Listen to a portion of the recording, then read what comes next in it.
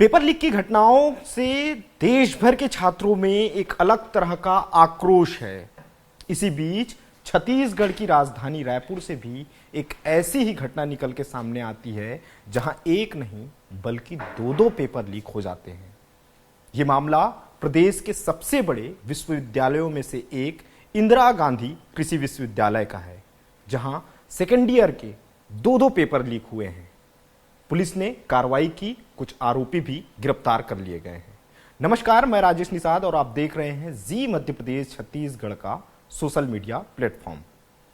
दरअसल इंदिरा गांधी कृषि विश्वविद्यालय के अंतर्गत करीब 30 महाविद्यालय आते हैं और इसी विश्वविद्यालय की ओर से सेकेंड ईयर का एग्जाम लिया जा रहा था। 20 अगस्त की वो घटना है जब सुबह सुबह व्हाट्सएप पे कीट विज्ञान का पेपर तैरता हुआ नजर आता है और इसे लेकर के सवाल भी उठते हैं। 10 बजे से लेकर 1 बजे तक एग्जाम होता है और जैसे ही एग्जाम समाप्त होता है उसके बाद काफी तेजी के साथ सोशल मीडिया पे ये खबर वायरल होनी शुरू हो जाती है कि इंदिरा गांधी कृषि विश्वविद्यालय में सेकेंड ईयर का जो कीट विज्ञान का जो पेपर है वो लीक हुआ है। छात्रों में आक्रोश देखने को मिलता है, प्रदर्शन होते हैं। आनन फानन में इंदिरा गांधी कृषि विश्वविद्यालय के द्वारा एक कमेटी का भी गठन किया जाता है।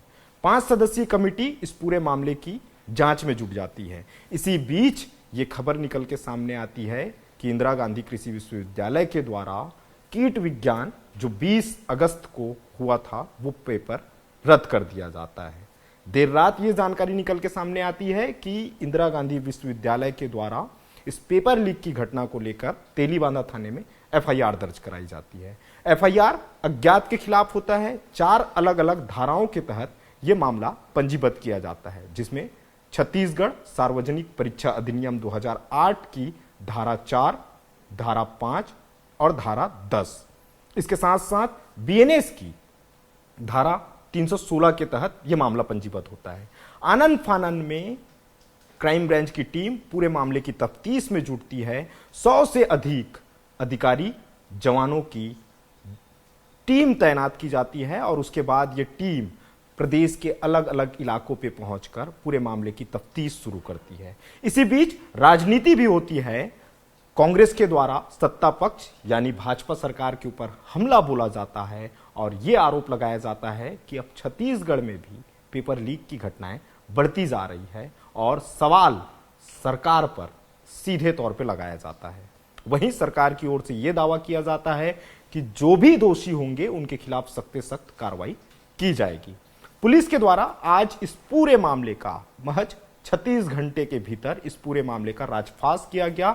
हैरानी की बात यह निकल के सामने आई कि इस पूरे मामले में दुर्ग के एक निजी महाविद्यालय का प्रोफेसर गिरफ्तार होता है, जिसे पूरी तरह से इस पेपर लीक का मास्टरमाइंड भी बताया जा रहा है। साथ साथ 5 और अन्य आरोपियों की गिरफ्तारी होती है, जिसमें सभी के सभी 5 आरोपी छात्र बताए जा रहे हैं, जिसमें से 4 आरोपी दुर्ग जिले के हैं और 1 आरोपी बलौदाबाजार का है।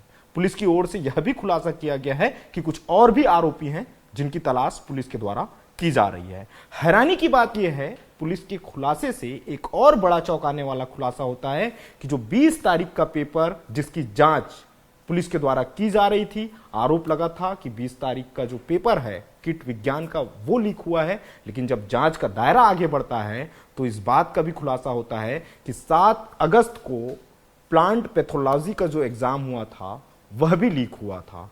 अब इस पूरे मामले की जांच आगे बढ़ती है और जैसे ही जांच आगे बढ़ती है तो जिन प्रोफेसर की गिरफ्तारी हुई है उसे रिमांड पे भी पुलिस के द्वारा लिया गया है और उनसे अभी कड़ाई से पूछताछ भी हो रही है कि क्या कोई और भी लोग इन्वॉल्व हैं। लेकिन पूछताछ में एक बेहद ही चौंकाने वाला खुलासा ये निकल के सामने आया कि जिस प्रोफेसर को गिरफ्तार किया गया है उस प्रोफेसर ने इंदिरा गांधी कृषि विश्वविद्यालय से पेपर लेकर के वो दुर्ग रवाना हुआ था। बंद लिफाफे में वो पेपर था। इसी बीच आरोपी प्रोफेसर एक लिफाफा लेकर के अपने घर पहुंचता है और घर में पहुंचने के बाद सुई से बारीकी से उस लिफाफे पे छेद करता है और इंडोस्कोपी के माध्यम से, जो एक ऐसा कैमरा है, उसके माध्यम से पूरी तस्वीर निकाल ली जाती है। फिर उसे प्रिंट आउट कराया जाता है और उसे ही 11,000 तो 12,000 में छात्रों को बेचा जाता है। फिलहाल उस प्रोफेसर से पूछताछ हो रही है और क्राइम ब्रांच की टीम न केवल रायपुर बल्कि दुर्ग, कवर्धा, राजनांदगांव समेत कई ऐसे जिले हैं जहां जाकर के दबिश दी है और वहां अभी भी कुछ संदेही छात्रों से पूछताछ का सिलसिला जारी है। फिलहाल कड़ी कार्रवाई की बात हो रही है और दावा यह किया जा रहा है कि जो भी इस पूरे मामले में लिप्त हैं उनके खिलाफ सख्त से सख्त कार्रवाई की जाएगी।